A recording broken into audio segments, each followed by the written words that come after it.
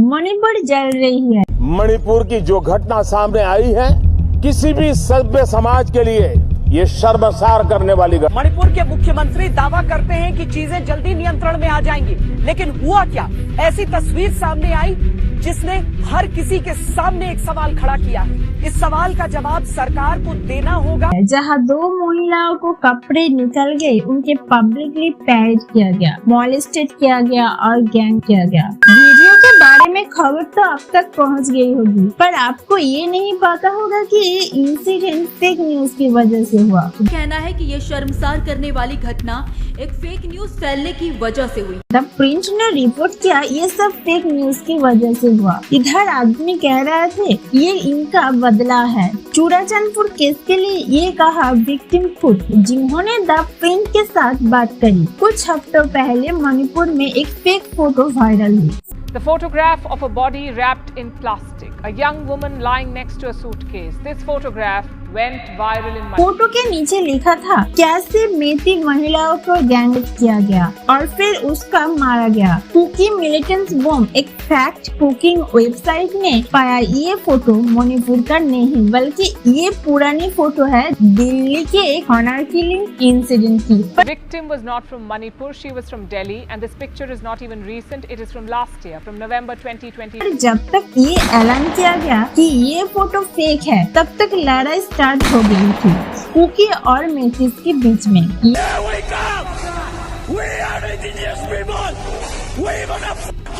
ये केस में नेशा में लिपटे हुए आदमियों ने, इनमें से कुछ 15 साल को थे, उन्होंने 40 साल की कुकी महिलाओं की खींचा खेत में और उनका इस कारण के दौरान वो आदमी चिल्ला रहे थे हम तुम्हारा साथ वही करेंगे तुम्हारे आदमियों ने हमारी महिलाओं के साथ किया। उन आदमियों के लिए गैंगरेप बदला था। इस बदले के लिए उन्होंने 2 महिलाओं को किया और इसके अलावा मणिपुर की स्टेट में कई लोग मारे गए, कई घर जलाया गया और कई मणिपुरी अपने घर से बेघर हो गया। घर भी सब जलाया है, दुकान को भी। Yeah, I'm worried about my home.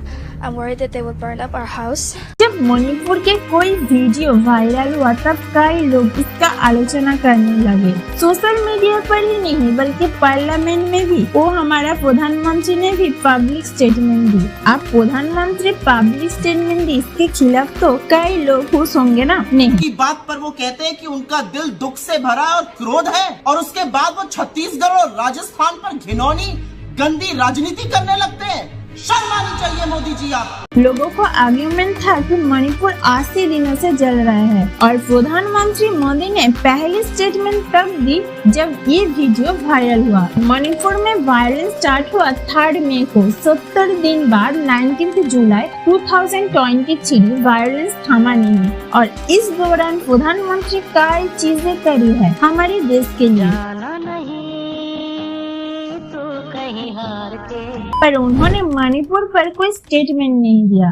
पर इस चीज का बस दोष हमने प्रधानमंत्री पर डाल नहीं सकते।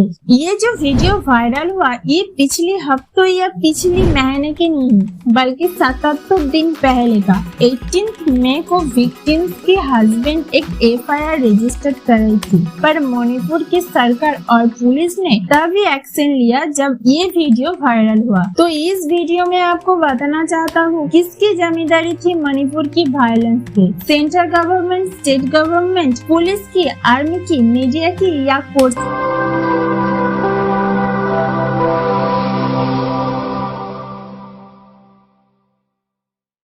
मणिपुर की वायलेंस स्टार्ट हुआ 3rd मेजोरिटीज मेथिस और माइनॉरिटी कुकीज के बीच। ये सिलसिला स्टार्ट हुआ जब मणिपुर के हाई कोर्ट ने ये रिकमेंड किया कि मेथिस को शेड्यूल क्लास ट्राइब में होना चाहिए। Manipur High Court has directed the state government to submit recommendations to the Union Ministry of Tribal Affairs for the inclusion of Meiteis in scheduled tribes. Manipur high court justice ने state government में कहा इनका इसके बारे में कुछ करना चाहिए 4 हफ्तों के अंदर। 27, the Manipur High Court had directed the state government to submit recommendations to the Centre on Inclusion of Meiteis in ST list and consider the case within a period of 4 months. Violence start हुआ और करीब 2 दिन का अंदर ही 60 लोगों मारा गया। 5 मई को 5 दिनों के लिए इंटरनेट सस्पेंड कर दिया गया और सेक्शन 144 लगा दिया गया। मार्च में जब मणिपुर जल रहा था तब सुप्रीम कोर्ट ने क्रिटिसाइज किया हाई कोर्ट के ऑर्डर को। उन्होंने कहा जरूरत थी ऐसे ऑर्डर की। चीफ जस्टिस ऑफ इंडिया ने ये तक कहा कि बहुत जरूरत थी हमें इंटरवेन करने की। मणिपुर के हाई कोर्ट के ऑर्डर को कैंसिल करने की उन्होंने कहा कि हाई कोर्ट को जो ऑर्डर है वो पिछले सुप्रीम कोर्ट ऑर्डर्स को भी खिलाफ है। पर सुप्रीम कोर्ट के इंग्लिश स्टेटमेंट को मणिपुर सुन नहीं रहे थे। डैमेज था हो गया था और वायलेंस मणिपुर में चलता रहा। मणिपुर कई समय से जल रही थी पर पूरे दुनिया को इस चीज को समझ 19 जुलाई जब ये वीडियो वायरल हुई। अब आप बोलोगे इस पूरे समय स्टेट सरकार क्या कर रही थी? ये है मणिपुर की चीफ मिनिस्टर जो वायरल वीडियो के बारे में बोला। अब भले ही 3 दिन पहले साउथ मुंबई और साउथ दिल्ली के लोगों को नहीं पता था मणिपुर में क्या चल रहा है, पर मणिपुर चीफ मिनिस्टर से कुछ किलोमीटर दूरी रहता है। इसी वजह से कई लोगों ने दावा डालने की कोशिश करी है कि चीफ मिनिस्टर रिजाइन करे और उन्होंने 29 जून के दोपहर में मणिपुर के गवर्नर से मिलने जा रहे थे क्योंकि वो जिम्मेदारी उठा रहे थे मणिपुर वायलेंस के लिए और उनकी रेजिग्नेशन पेपर गवर्नर को दे रहे थे।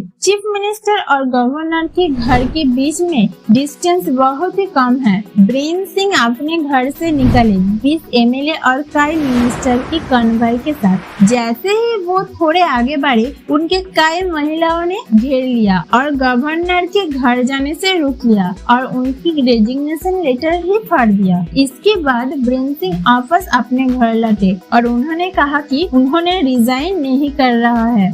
Says at this crucial juncture, I wish to clarify that I will not be resigning from the post of chief. आप बोलिए ये क्या ड्रामा था या सच? हम में से कुछ लोग डिबेट कर पाएंगे कि अगर किसी व्यक्ति की लीडरशिप के अंदर कई लोग मारे जाते हैं तो उस वायलेंस की उनको जिम्मेदारी उठानी चाहिए। Usually in such a case, any central government would have dismissed the state government and put the state under president's rule. That hasn't. कई लोगों ने कहा चीफ मिनिस्टर बेस्ड है क्योंकि वो खुद मेथी है, इस वजह से ये वायलेंट रुका नहीं अभी तक। लोकल रिपोर्ट्स के मुताबिक बीरेन सिंह कोई चैलेंज नहीं कर सकता है मणिपुर में, इसी वजह से उन्होंने रिजाइन नहीं किया क्योंकि उनका कोई चैलेंजर दबाव डाल ही नहीं रहा। ये दबाव तो सिर्फ लोकल मीडिया और सिटीजन डाल रहा है। ये वायलेंस स्टार्ट हुआ 3 मई को, तब कुकीज ने कहा कि चीफ मिनिस्टर बस एक कम्युनिटी हद में ही डिसीजन ले रहा था। प्रॉब्लम ये है कि मेजोरिटी में से 65% है। लेजिस्लेटिव असेंबली में भी 60 में से भी 40 सीट उनकी है। इसकी मतलब है कि चीफ मिनिस्टर और पॉलिटिकल पावर में मेथिस के पास है। बीरेन सिंह की बेस होने की डिस्कस कई समय से हो रही थी। ये स्पेशली बढ़ा जहां वो उन किसानों को खिलाफ जब उन्होंने वन ट्रक स्टार्ट करी। Chief Minister N. Biren Singh is going all out in his crackdown on drugs in the state. Biren Singh का कहना था कि मणिपुर के हिल एरियाज की कोई किसान ड्रग्स बना रही है। ये वो ही एरियाज है जहाँ कुकीज रहता है और इसी एंटी ड्रग्स कैंपिंग के वजह से कई कुकी गाँव वाले को चूड़ाचांदपुर डिस्ट्रिक्ट में रहता है उनको एलिगेटली अपने घरों से बाहर निकल गया है बिना किसी नोटिस से। लोकल रिपोर्ट के मुताबिक सरकार के पास एविडेंस भी नहीं था ये प्रूव करने के लिए कि ये किसान ड्रग्स उगा रहे हैं। इसी वजह से बीजेपी की कई कुकीज एमएलए ने ये मांग कर रही है कि सीएम बीरेन सिंह को अपने पोस्ट से हटाया जाएगा। मिस्टर राजकुमार राजन सिंह जो कि यूनियन मिनिस्टर स्टेट है एक्सटर्नल अफेयर्स के लिए, उन्होंने भी ओपनली मणिपुर सरकार की क्रिटिसाइज किया है। Law and order condition in the state of Manipur is totally fake. क्योंकि इम्फाल में उनका घर को ही जला दिया गया। बीजेपी के 7 एमएलए और दूसरे कुकीज एमएलए ने मांग करी कि मणिपुर में दूसरा एडमिनिस्ट्रेशन सेटअप किया जाए, पर बीजेपी लीडरशिप ने इस डिमांड को रिजेक्ट कर दिया। जब स्टेट सरकार कोई एक्शन नहीं ले पा रही है, मणिपुर सोचा पुलिस हमारी देखभाल कर पाएगी, पर नहीं, ऐसा हुआ नहीं। ये है इम्फाल का लिमकोंग एरिया। कई मेथी महिला पकड़े हुए रोड साइड पर खड़ी है, आने वाली गाड़ियों को देख रही है और उन गाड़ियों को रोक रही है जो सस्पिशियस। इस चीज के दौरान महिलाओं को फोन आता है कि वो महिला गाड़ियों को और ज्यादा स्ट्रिक्टली चेक करने लग जाती है। एक्चुअली वो महिलाओं को एक ट्रिप मिलती है एक ट्रस्टेड मेथी पुलिस आर्मी से, जो इस महिलाओं को बताया सेंट्रल गवर्नमेंट की फोर्सेस मूवमेंट के बारे में। इस सेंट्रल गवर्नमेंट की फोर्स मतलब आसाम राइफल और दूसरे सोल्डर। पर ये सब हो क्यों रहा है? महिलाओं की माने वो बस मेथी पुलिस के ही भरोसा करती है, आसाम राइफल्स को नहीं। ये एग्जाम्पल है मिसट्रस्ट पैदा हो गया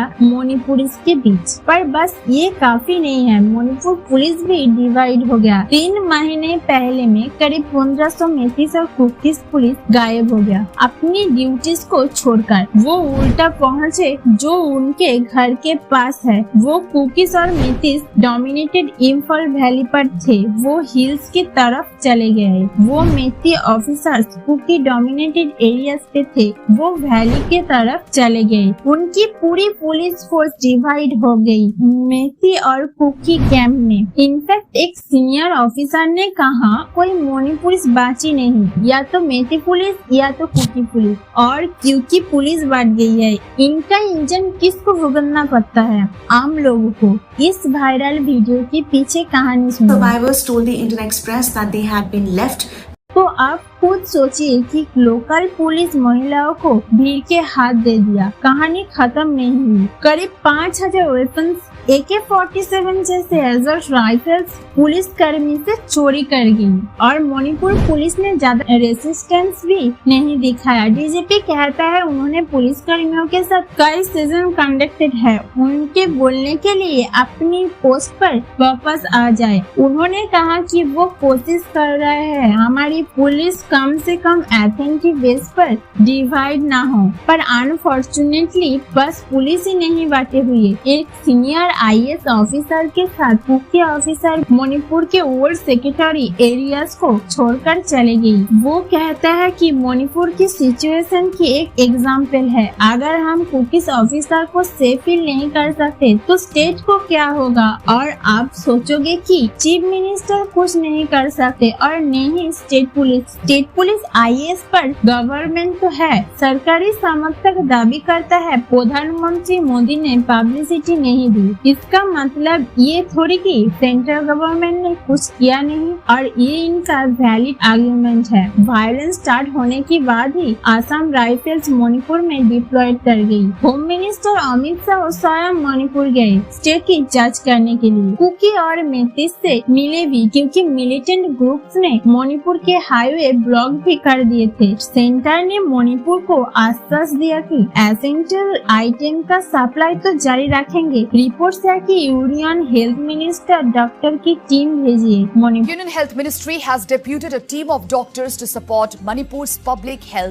ये सारी चीजों के बावजूद क्या इंडियन गवर्नमेंट ने अपनी जिम्मेदारी निभाई? मणिपुर का फॉर्मर डीजीपी प्रेसिडेंट है एनपीपी के, जो बीजेपी के एक एलाई है। उन्होंने कहा कि सेंट्रल गवर्नमेंट के एक्शन रिएक्टिव थे, ना कोई प्रोएक्टिव थे। वो कहता है कि जब वायलेंट तब अथॉरिटीज को पता होना चाहिए था कि मेथीस जो हिल्स में रहता है और कुकीज जो वैलीज में रहता है जान को खतरा है, तब सरकार को हर चीज करना चाहिए थी ताकि इन लोगों को जान बचे, पर ऐसा कुछ हुआ नहीं। इसके बाद होम मिनिस्टर अमित शाह निजी से भी कुछ फायदा ना मिले। इसके बावजूद भी वो 4 दिन तक मणिपुर में थे। कोई आम बात नहीं है। अमित शाह ने प्रॉमिस किया दोनों ग्रुप्स के बीच में एक केसेस फायर होगी। उसी रात जिस रात उन दोनों ग्रुप्स में मिले, पर इस अनाउंस के बाद भी वायलेंस चलता रहा और कोई केस फायर अनाउंसमेंट नहीं हुई। जेल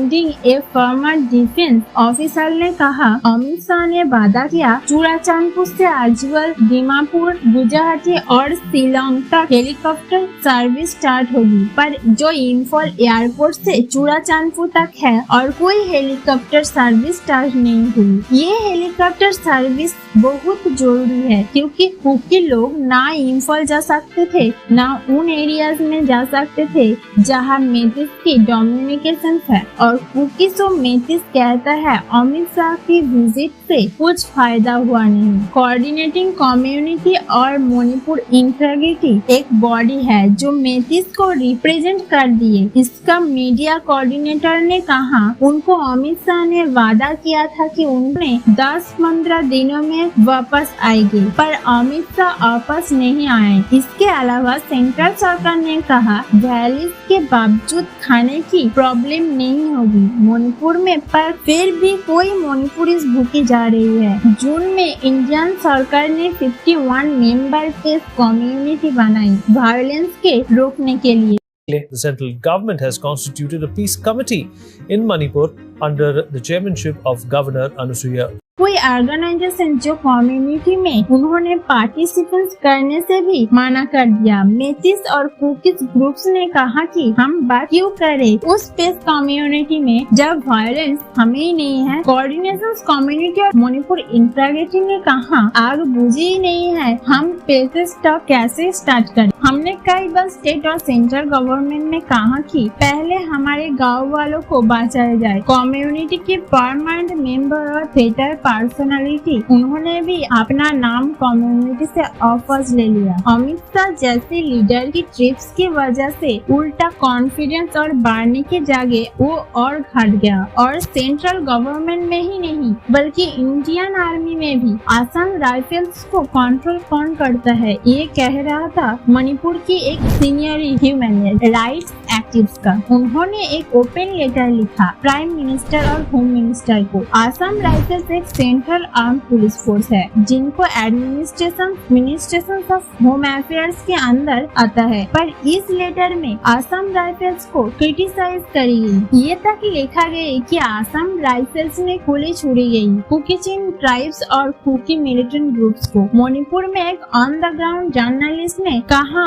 असम राइफल्स के बारे में मेइतेई कम्युनिटी के लोग अब यही मानते हैं। पॉपुलेशन है वो मेइतेई पुलिस को ट्रस्ट नहीं करती है, और जो मेइतेई पॉपुलेशन है वो असम राइफल्स जो कि इंडियन आर्मी का पार्ट है उसको ट्रस्ट नहीं करती। ये शौक मेइतेई कम्युनिटी के पास और बढ़ गया जब कुकी मिलिटरीज के बंकर में वो खाना मिला जो असम राइफल्स के था। इसी वजह से इम्फाल से 27 किमी दूर बिष्णुपुर में मेथिस महिलाओं में सेंट्रल मिलिट्री पर्सन को इजाजत भी नहीं दी कि उनको एरिया में आने के लिए। इरोम नमिता देवी जो एक लोकल मेइतेई महिला है, उन्होंने कहा कि हमें सेंट्रल फोर्सेस पर भरोसा नहीं है, हमें प्रोटेक्ट नहीं करते और वो कुकीज की तरफ ही है। हम इधर तक रहेंगे और उनको पास ही होने देंगे। मणिपुर की मानना है कि वो ना स्टेट गवर्नमेंट ने कुछ किया, ना पुलिस ने, ना सेंट्रल गवर्नमेंट, ना सेंट्रल गवर्नमेंट की फोर्सेस। इसी क्रिटिसिज्म में बीजेपी ने क्या कहा, ये ट्वीट बीजेपी IT सेल की चीफ का, जिन्होंने कहा इस वायलेंस का बीच कांग्रेस के जमाना डाले गए। 2017 में भी देखा गया, कांग्रेस सरकार में भी 2015 में भी मेथिस प्रदर्शन करे क्योंकि वो इनर प्रीमिस लाइन सिस्टम लाना चाहते थे मणिपुर में, जैसे नॉन मणिपुर उनकी स्टेट में ना घुस पाए। इन कोटा के वजह से स्टेट लेजिस्लेचर 3 बिल पास करी। इन बिल के मकसद इंडिजिनियस लोगों को राइट्स प्रोटेक्ट करना। ये बिल डिफाइन कर रहे थे मणिपुर है कौन, ताकि वो लोग जो मणिपुर नहीं है वो मणिपुर में घुस ना पाए और ना उधर की जमीन खरीद ना पाए। जो कुकीज और नागा थे वो दिल से खुश नहीं थे, उनको लगा इस बिल में उनका ही बाहर निकाल दिया जाएगा और वो लोग मेथी डोमिनेटेड एरिया से एंटर नहीं कर पाएगा। उनको लगा आपकी इस बिल की वजह से उनकी जमीन भी जो हिली एरियाज में है, और इस वजह से 3 ट्राइबल स्टूडेंट बॉडीज ने प्रोटेस्ट करी इन बिल्स के खिलाफ, और इन प्रोटेस्ट के दौरान वायलेंस स्टार्ट हुई। फिर 18 जुलाई 2016 को लोकल पुलिस ने एक स्टूडेंट प्रोटेस्ट किया। इसके बाद मणिपुर की सिचुएशन बद से बदतर हो गई। एक कर्फ्यू और लॉकडाउन लगा दी पूरी स्टेट पर। अगर बीजेपी सरकार ये आर्ग्यू करता है कि वायलेंट प्रोटेस्ट पहली बार बीजेपी के दौरान नहीं हो रही तो ठीक है, कांग्रेस सरकार के दौरान वायलेंट प्रोटेस्ट हुई और इन कॉन्फ्लिक्ट की जड़ अभी स्टार्ट नहीं हुई, बल्कि वो जड़ें गाड़ी गई थी कई साल पहले। इस चीज में भी बीजेपी सरकार सही है, पर इसके मतलब ये नहीं है कि स्टेट और सेंट्रल सरकार की कोई जिम्मेदारी नहीं है उन लोगों के प्रति जिनकी जाने गई है। गवर्नमेंट रूलिंग गवर्नमेंट की। पहले ये कह लोगी ये कॉन्फ्लिक्ट पहले स्टार्ट हुआ था, पर अपने जमींदारों से कैसे भाग सकते हैं? जब एक लोकल मीडिया हाउस के माने तो सेंट्रल सरकार जानबूझकर कुछ नहीं कर रही है। वायलेंस को रोकने के लिए उनका कहना है कि मणिपुर के कई सेपरेटिस्ट ग्रुप है जो एक इंडिपेंडेंट मणिपुर बनाना चाहता है। वो इंडियन सरकार के साथ कुछ नेगोशिएशन करना नहीं चाहता है। तो जर्नलिस्ट के मुताबिक गवर्नमेंट ने एक पुरानी पॉलिसी यूज करी, डिवाइड एंड रूल, जिस वजह सेपरेटेड ग्रुप्स का इन्फ्लुएंस कम हो जाए और कुकीज और मेथिस को इंडियन सरकार पर निर्भर करना पड़े अपनी प्रोटेक्शन के लिए। और ये पूरी थ्योरी जर्नलिस्ट का ओपिनियन है। ऐसा सेंट्रल गवर्नमेंट का इंटेंशन है या नहीं, इसका कोई ठोस सबूत नहीं है, पर ये चीज हम जरूर कह सकते हैं कि सेंट्रल सरकार की अपनी जिम्मेदारी ढंग से नहीं निभाई तो कोर्स स्टेट गवर्नमेंट और सेंट्रल गवर्नमेंट पर हमारी डेमोक्रेसी में एक और पिलर भी तो है, मीडिया। मीडिया सीमा हैदर की बाथरूम के बाहर खड़ा है। ये लिस्ट है 102 जर्नलिस्ट जिन्होंने 12 जुलाई को ज्वाइंट स्टेटमेंट दी। इन जर्नलिस्ट ने क्या मांग थी? बस एक सिंपल डिमांड की, मणिपुर न्यूज में बना रहे, क्योंकि मेन स्ट्रीम मीडिया तो कोई और चीजों में बिजी थे। पर जब सीरियस इश्यूज की कवर्ड हो रही थी तब भी ड्रामा की कोई कमी नहीं थी। पर कुछ मीडिया ऑर्गेनाइजेशन अपना फर्ज निभाए और ग्राउंड पर अपने रिपोर्ट भी करी, पर किसी को क्या परवाह थी? मेन स्ट्रीम मीडिया तो अपने मजे में रही थी। और जब ये खबर मेन स्ट्रीम मीडिया में आए भी तो और कम्युनिकेशन के नमक छिड़का गया। इस वीडियो वायरल होने के बाद मणिपुर पुलिस ने पहले अरेस्ट करी इस केस में, पर बिल्कुल दूसरे केस में इम्फाल पुलिस ने अब्दुल नाम के बैग को अरेस्ट किया था। एक नामी न्यूज एजेंसी ANI ने दोनों केसेस को मिक्स कर दिया और कहा कि ये क्राइम अब्दुल ने किया था। कई बीजेपी मेकर्स ने भी दोष